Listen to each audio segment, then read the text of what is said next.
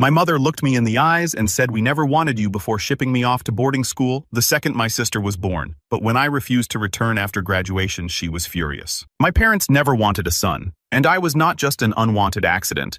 They resented me. They had planned for a perfect life with 2 daughters, and I ruined that from the moment I came into existence. They could not even look at me without that sense of disappointment clouding their eyes.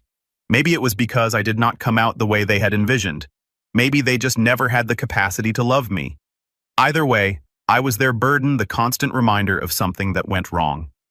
I remember overhearing them once back when I was about 5. They were arguing in their bedroom, the kind of hushed, angry voices that adults think kids cannot hear. My dad was telling my mom that it was not her fault that these things happen, but she was hysterical, screaming about how she wanted daughters, how this was not supposed to happen to them. They were not supposed to be that couple, the one with the boy they did not want. After I was born, they went to every top fertility clinic in the country. Johns Hopkins, Cleveland Clinic, Mayo Clinic, you name it, they were there. Even though they were young and healthy, they kept thinking something was wrong. They needed a reason why they could not have the perfect family they dreamed of. They flew to London, visiting some elite fertility center on Harley Street, and even went as far as Switzerland for treatments. My mom would come home with bags of vitamins and hormonal injections, swearing that this time it would work, but it never did. Until one day when I was 6, they came back from another consultation, this time in New York. My mother was glowing, a look I had not seen on her face since I could remember. She was pregnant. Finally, their dream of 2 perfect daughters was back on track. For the first time, my mom did not look at me with that cold, detached stare. She was not thinking about me at all. I did not exist anymore. Everything became about the baby girl she was carrying. The pregnancy was treated like royalty. My mom stopped working, entirely hired nutritionists, personal trainers, a doula, and of course the best doctors money could buy. When my sister Isabella was born, the world stood still. She was the golden child from the moment she took her first breath. I still remember the moment they brought her home. My mom held her like she was a delicate, precious thing, her face beaming with pride. They named her after a queen. Of course they did. The contrast between the way they treated her and the way they treated me was staggering. While I was tolerated, Isabella was celebrated. Every milestone she hit was cause for a party. When she smiled, they swore it was a sign of her brilliance. I had never seen them so happy, and it was all because of her. After my sister came home, they sent me away to a private boarding school in Vermont, someplace called Northwood Academy. I never wanted to leave San Francisco, but they made it sound like an incredible opportunity. The truth was, they could not wait to get rid of me. With Isabella in their lives, they no longer needed me around to mess up their perfect family image.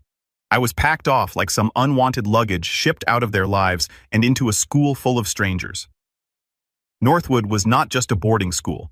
It was a fortress for the elite, the kind of place where the children of senators, chief executive officers, and foreign diplomats went. The grounds were pristine, filled with manicured gardens, sprawling libraries, and more amenities than a kid could possibly need. But none of that mattered, because from day one, I knew I did not belong. My classmates did not care that I came from money, not when they could sense that my own parents did not care about me. They found out quickly that I was a throwaway kid, the one whose family did not even pretend to love him. And when you are in a place like that, kids know how to exploit your weaknesses. They gave me nicknames, the reject mistake leftover. Those were the ones they threw at me in the hallways or in the dining hall. I would be eating lunch and someone would say, "Oh, look, there is the one his parents did not want." I would laugh it off, but it cut deep. They knew I was not like them.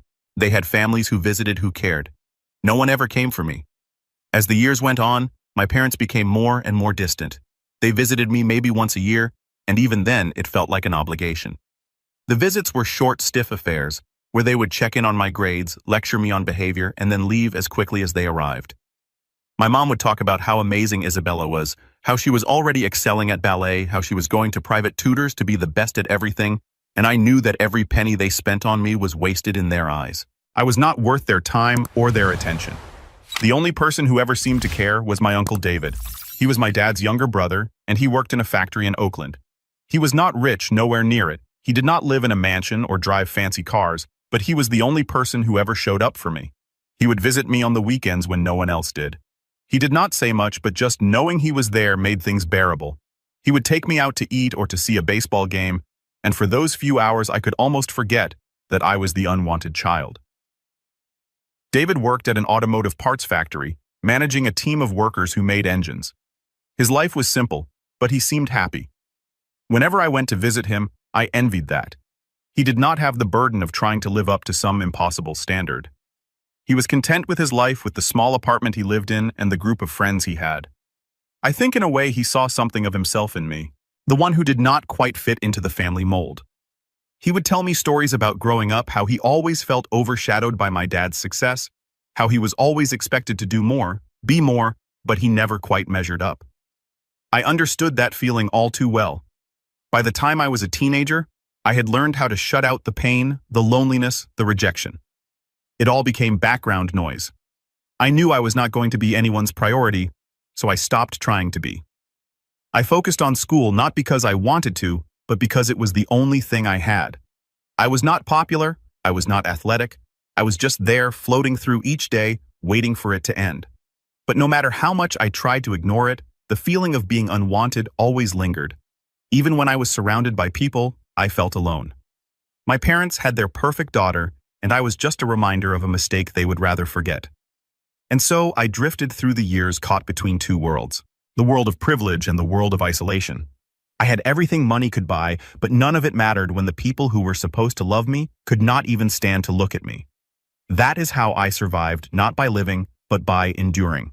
By the time I graduated from Northwood Academy, I knew one thing for sure: I was done with my parents.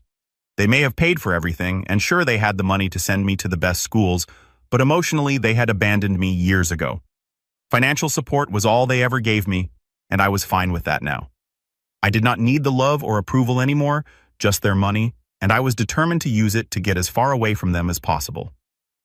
After graduation, I decided to study abroad. It was not just about wanting to escape San Francisco and my family. I wanted to be in a place where I could start fresh somewhere that did not hold memories of being the reject or the son they never wanted. I applied to several top universities and eventually got into the London School of Economics. LSE was prestigious elite, and far enough away from home that I would not have to see my parents or my sister Isabella, except for the rare family holidays where I could not make an excuse to skip them. My parents did not fight me on it. I think they were relieved, to be honest. My father wired me a large sum of money for tuition, housing, and expenses, and I suspect he was secretly glad I chose London. The distance meant they could maintain the facade of a caring family while not actually having to deal with me in person. LSE was everything I hoped it would be. The city, the people, the energy, it all felt like the perfect place for me to reinvent myself. I was studying brokerage and finance, hoping that one day I would be able to make my own wealth and prove that I could succeed without the Hastings name behind me. I was tired of being seen as the unwanted son living off a trust fund. I wanted to build something of my own. But university was not without its challenges. From the moment I arrived, I could tell I did not fit in with the old money crowd. The British elite had their own rules and hierarchy, and they were quick to remind anyone who was not part of their world that they did not belong. My accent and background were easy targets. Some of my classmates, mostly sons of aristocrats and old family wealth, would make snide comments. "Oh, here comes the American. Is that how they do it in the colonies?" It was not the kind of bullying I dealt with in Vermont, but it was constant, subtle, and always designed to remind me that I was an outsider. Still, I did not let it get to me. I had grown up being an outsider in my own home, so dealing with a few privileged snobs was nothing new. What kept me going was the plan I had in my head: succeed, get rich, and never have to look back at these people or my family again. It was not all bad, though.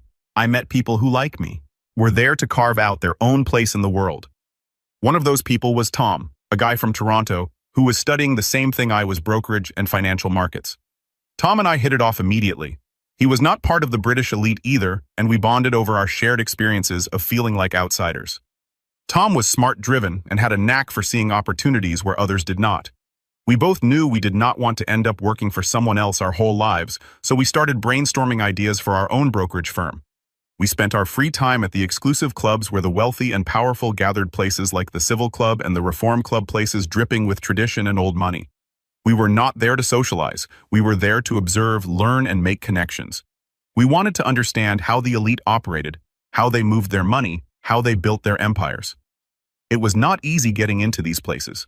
You had to be invited or know someone who could get you through the door, but Tom and I managed to network our way in, first as guests, then as regulars. At those clubs, we met people who would later become our clients. Hedge fund managers, real estate tycoons, venture capitalists. We did not stand out, which was exactly how we wanted it.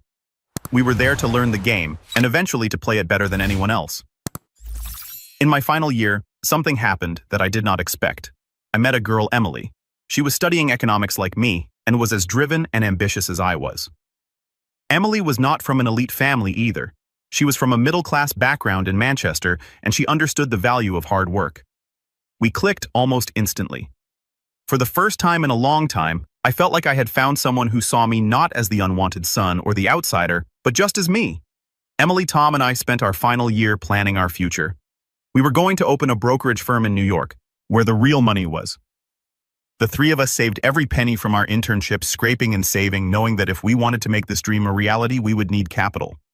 Between the three of us, we managed to pull together $250,000, not a huge sum in the grand scheme of things, but enough to get us started. We decided to call our firm Evergreen Capital. It was simple, classic, and conveyed a sense of growth and stability. We knew the competition in New York would be fierce, but we were confident in our skills and our plan. We were going to target high-net-worth individuals and small institutions, offering them personalized financial services that the big banks could not provide. Meanwhile, back in San Francisco, my parents were as distant as ever. They had stopped pretending to care about what I was doing. The only time I ever heard from them was when they needed me to show up for some family event or when Isabella wanted to brag about her latest achievement. Isabella had grown up being groomed to despise me, and she played the role of the perfect daughter to the hilt. She was excelling in everything: ballet, piano, even academic competitions. My parents doted on her endlessly, and she knew it. They had raised her to believe that she was the star of the family and that I was nothing more than a failed prototype. She made sure I knew that too. I remember the last time I saw her before I moved to New York. It was at some charity gala my parents had dragged me to. Isabella was all smiles, charming the crowd, while I stood in the corner counting the minutes until I could leave. At one point, she came over to me, her face still plastered with that perfect smile, and said, "You know, they only invited you because they needed to fill out the family photo." That was the last straw. I left the gala early, booked a flight to London that night, and decided I was not coming back. When we finally graduated, Tom, Emily, and I moved to New York and set up Evergreen Capital in a small office in Midtown. It was not much, just a few desks and computers, but it was ours. We hit the ground running, using every connection we had made over the years, every bit of knowledge we had gathered from those elite circles to land our first clients. We knew the market was competitive, but we were determined to carve out our own space. The first year was tough. We worked long hours, often 7 days a week, hustling to build our client base. We were up against firms that had been around for decades, firms with billions under management, but we did not let that intimidate us. Slowly but surely, we started to gain traction. We landed a few small institutional clients, hedge funds that were looking for a more personalized approach, and before long, our reputation started to grow. It was not just business that was thriving. My relationship with Emily deepened as well. She was not just my partner in the firm, she was my partner in life. For the first time, I felt like I had a real family, one that I had chosen, one that actually cared about me. But despite all the success we were starting to see, I could never fully escape the shadow of my family. My parents would occasionally send me updates about Isabella's accomplishments, as if they were trying to remind me of my place in the hierarchy of their lives. They had moved on without me, but they wanted to make sure I knew that they had not forgotten me completely. It was their way of keeping me tethered to them, even if I no longer cared. Evergreen Capital was growing steadily. Our hard work was paying off, and our client base expanded with every passing quarter. The firm was not just surviving anymore, it was thriving. We had gone from a small office in Midtown to a sleek, modern space with a panoramic view of Manhattan.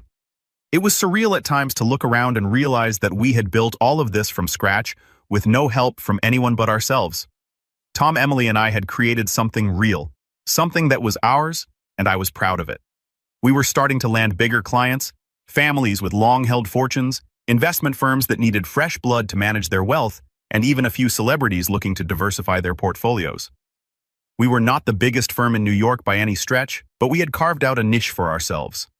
I was finally living a life that felt separate from the one I had been trapped in for so long.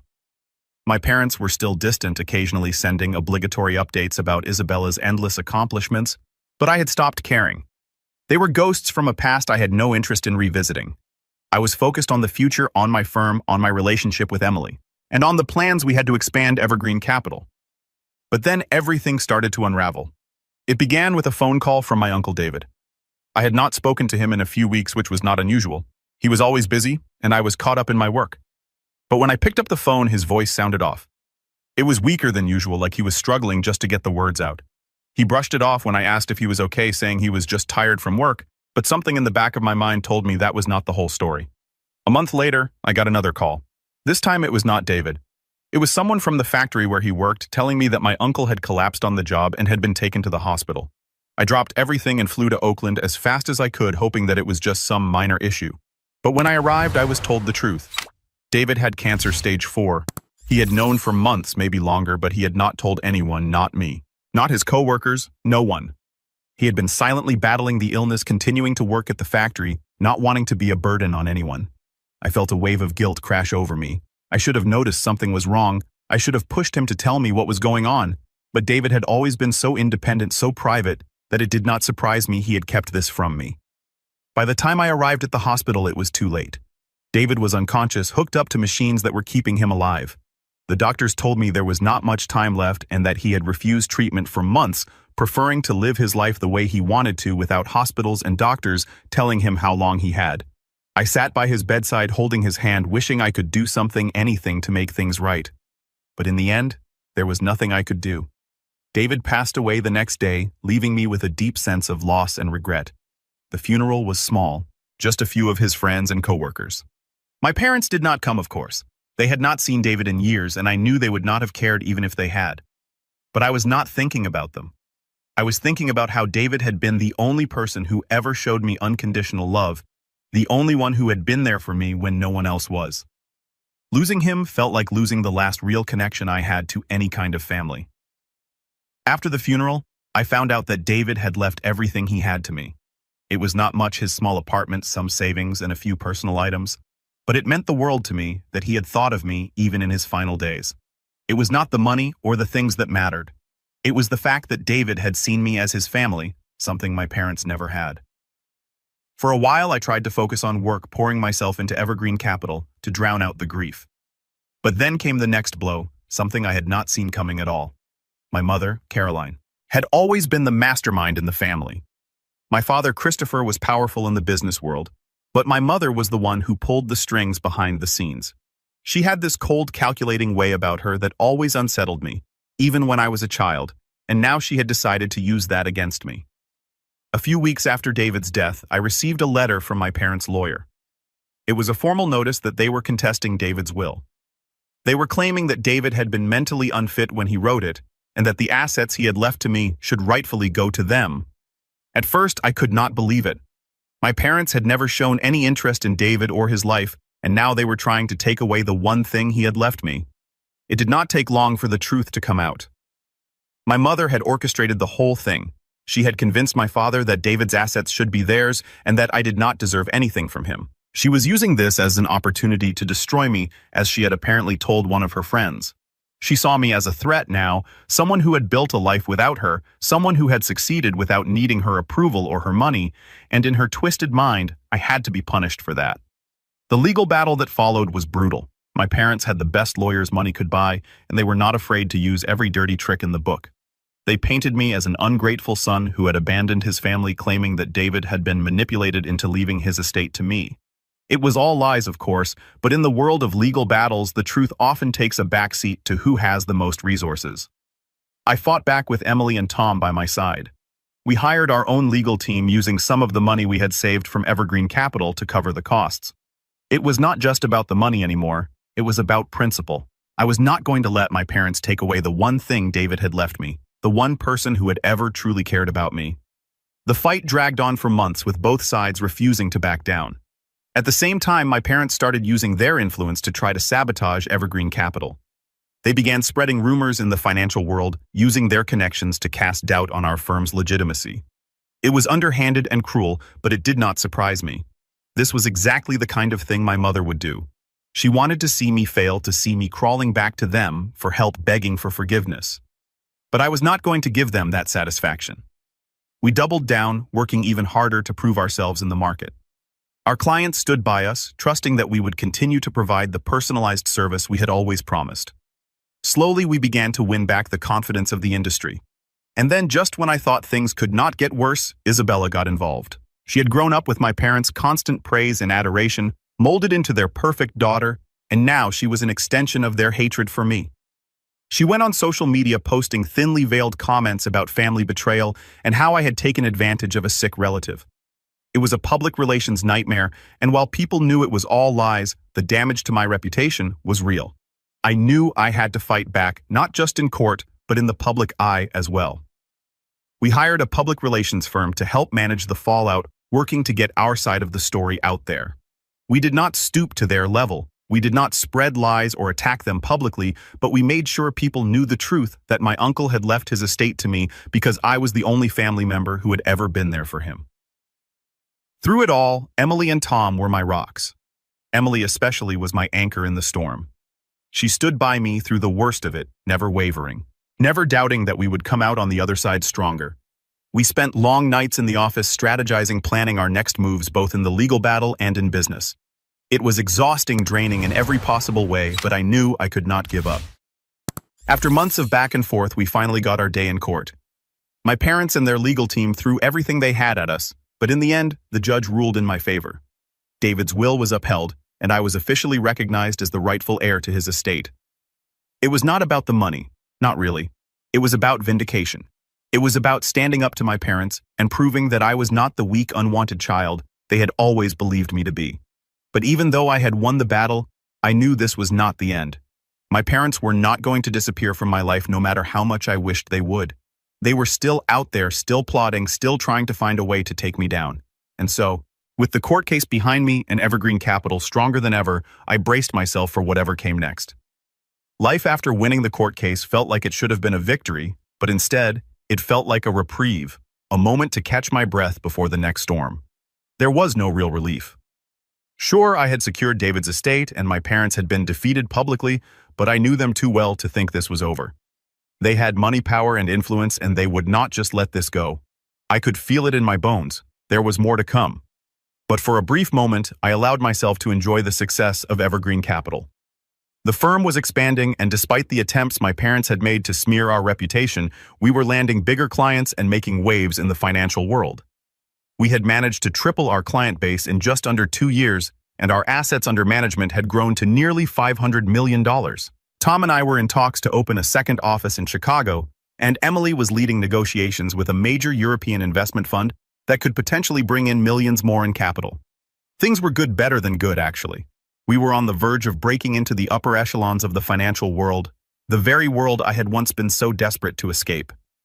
It was ironic, really, that the world I had despised as a child with its cold elites and empty wealth was now the one I was carving a space into on my own terms.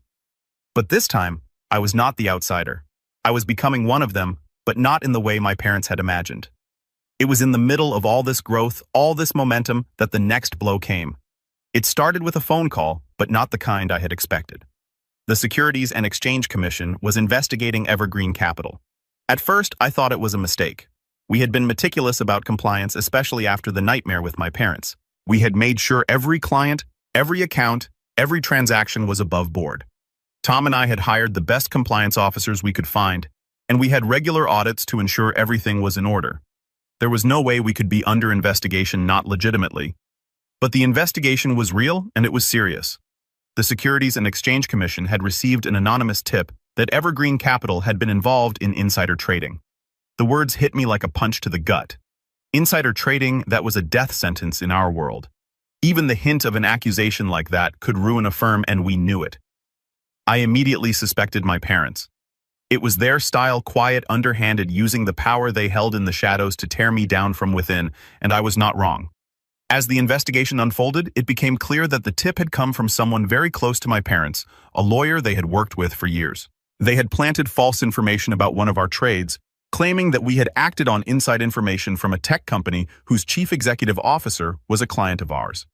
The story was fabricated from start to finish, but the damage was already done.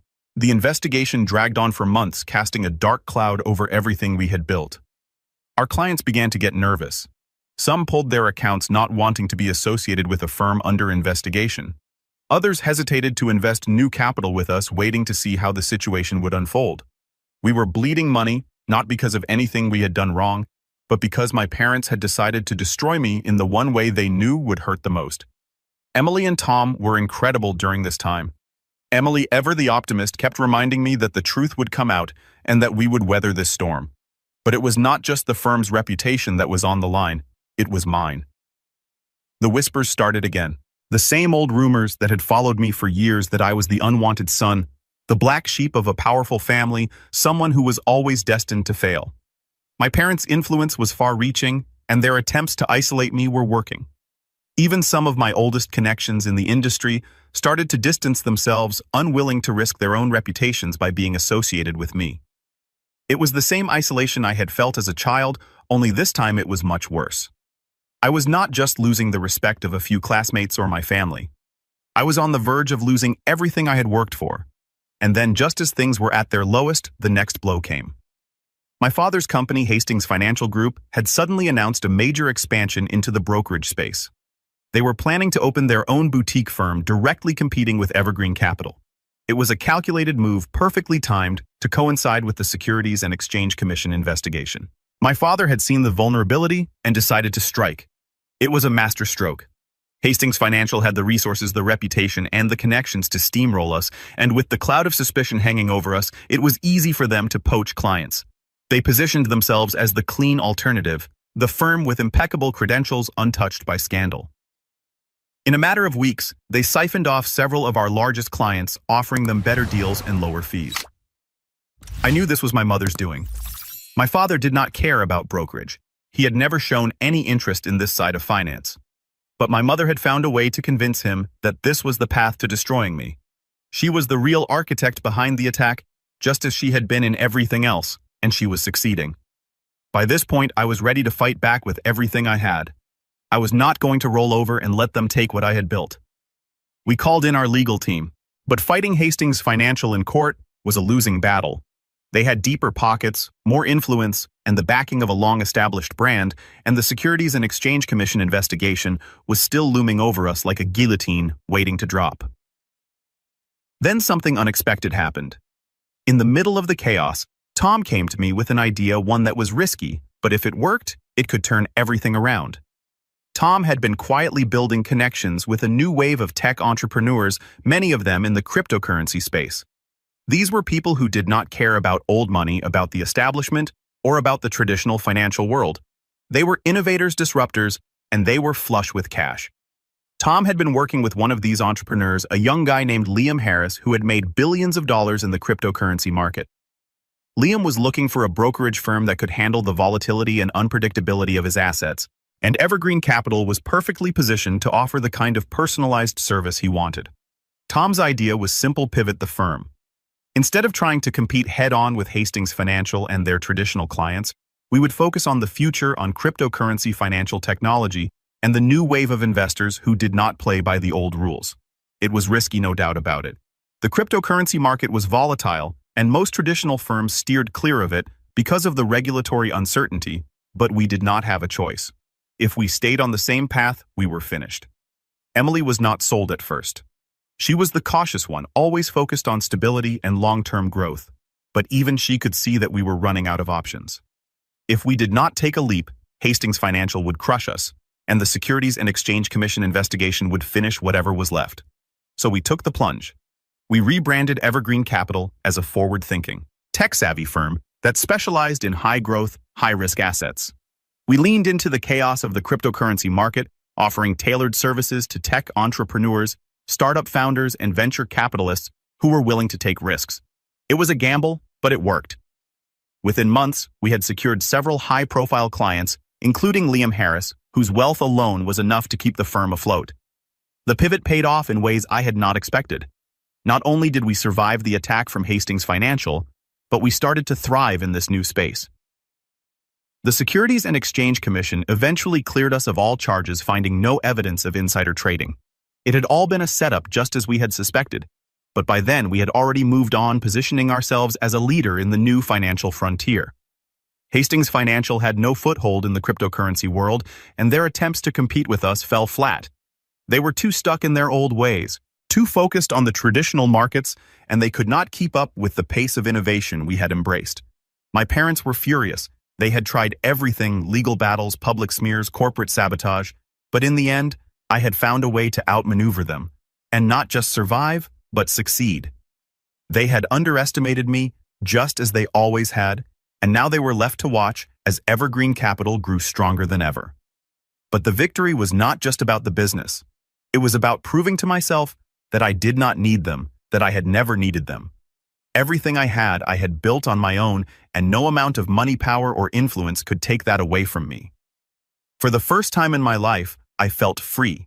Free from the shadow of my parents, free from the expectations of the world I had grown up in, and free to forge my own path. The battle was far from over. But for the first time in my life, I wasn't afraid anymore. Evergreen Capital survived the SEC investigation, outgrew Hastings Financial, and became one of the fastest-growing firms in New York. Then, one day my mother showed up unannounced at my office. She looked older, smaller, no longer untouchable. She admitted Hastings Financial was collapsing after trying to destroy us. Investors were leaving, scandals were leaking, and Isabella had already abandoned the family to protect herself. Then she finally said the words I never expected to hear. "We need your help. Not love, not regret. Need." The same people who treated me like a mistake were now begging the unwanted son to save them. I looked at her and realized I didn't hate her anymore. I was just done. I told her I had spent my whole life trying to prove I deserved love, only to realize I never needed their approval in the first place. Then I picked up the framed photo of Uncle David, the only person who had ever truly cared about me, and quietly said I already have a family. I asked security to escort her out. Before leaving, she stopped at the door and whispered, "I was wrong about you." But by then, it didn't matter anymore. That night, sitting beside Emily overlooking the Manhattan skyline, I finally felt something I had never felt before: peace. Not because I beat my parents, but because they no longer had the power to define who I was.